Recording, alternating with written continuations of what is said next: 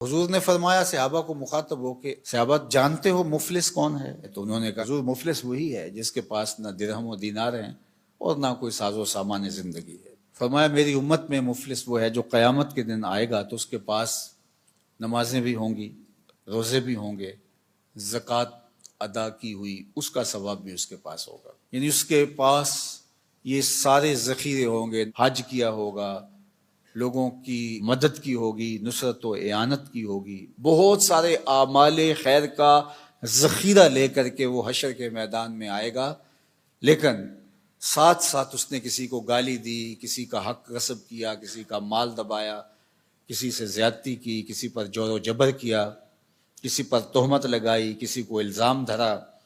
تو یہ بھی اس نے ساتھ ساتھ گناہ کیے ہوں گے۔ تو یہ سارے اپنا اپنا حق لینے کے لیے کھڑے ہوں گے۔ اب قیامت کے دن جو سکہ رائج الوقت ہوگا وہ یہ درہم و دینار تو نہیں ہوں گے، وہ اعمال ہی ہوں گے۔ تو اب ان گناہوں کا تاوان دینے کے لیے کیا ہوگا؟ فیوتا ھذا من حسناتہ و ھذا من حسناتہ، کچھ نیکیاں اس کو دے گا، کچھ نیکیاں اس کو دے گا۔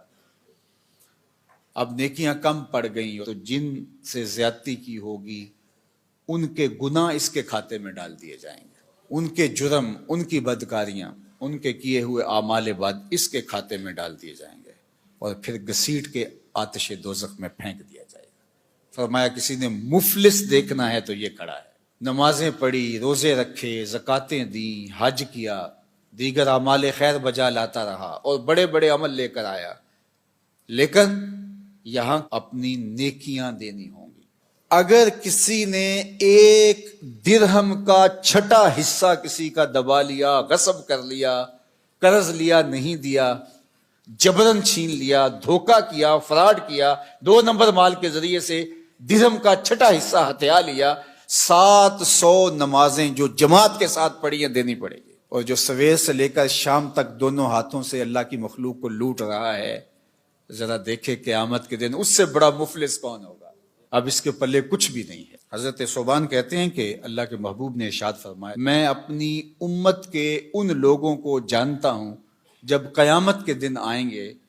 تو ان کے اعمال تہامہ کے پہاڑوں کے برابر ہوں گے، اتنے بڑے بڑے عمل اور چمکدار روشن عمل ہوں گے، لیکن اللہ ان اعمال کو یوں اڑا دے گا جس طرح ذرے ہوتے ہیں۔ تو حضرت ثوبان کپ کپا کے رہ گئے اور کہا حضور بتائیے وہ کون لوگ ہیں؟ تو آقا کریم علیہ السلام نے فرمایا وہ تمہارے ہی بھائی دوست ہیں، تمہاری طرح کے لوگ ہیں۔ وَيَأْخُذُونَ مِنَ اللَّيْلِ كَمَا تَأْخُذُونَ، جس طرح تم راتوں کو اٹھ کے حصہ لیتے ہو اپنا سحری کا، تہجد کا، سجدوں کا، وہ بھی تہجدیں پڑھیں گے، سجدے کریں گے، تمہاری ہی طرح ان کے اعمال ہوں گے، لیکن وہ ایسے لوگ ہیں اِذَا خَلَوْا بِمَحَارِمِ اللَّهِ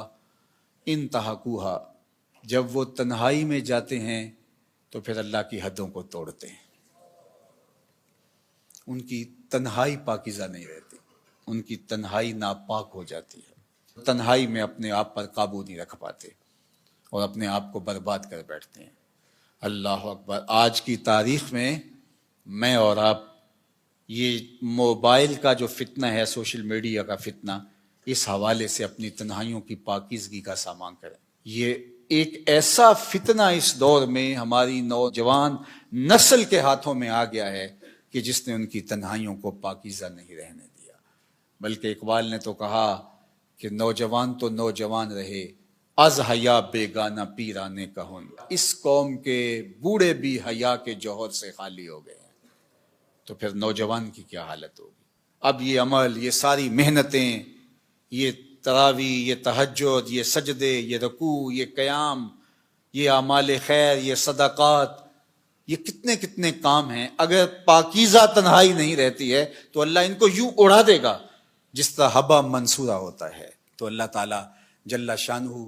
ہمیں اس بات کی توفیق دے کہ ہم قیامت کے لیے جو ذخیرہ جمع کر رہے ہیں وہاں ضائع نہ کریں اور حقوق العباد کا پورا خیال رکھیں۔ اللہ آپ کو بہتر جزا دے، اپنی پناہ اور امان اور حفاظتوں کا حصار دے۔